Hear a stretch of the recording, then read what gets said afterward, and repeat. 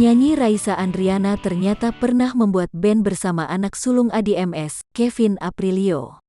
Pada tahun 2008, dirinya bergabung bersama Kevin Aprilio.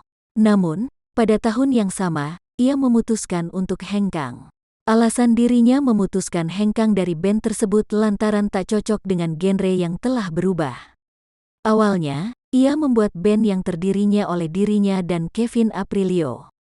Jadi dulu tuh gue ngeband dulu berdua, gue ama Kevin berdua doang jadi it's like piano vokal, ungkap Raisa.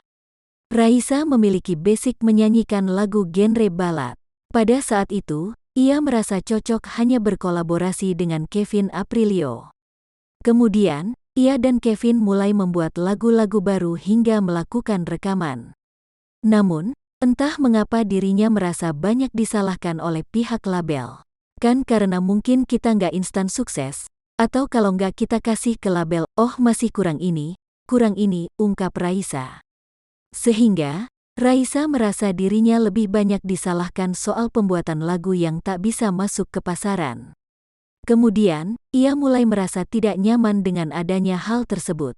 Setelah konsepnya diubah-ubah jadi ngeband banget, terus lagunya jadi nggak gue banget, ungkap Raisa. Kemudian dengan penuh pertimbangan akhirnya ia memutuskan untuk mundur dari band tersebut.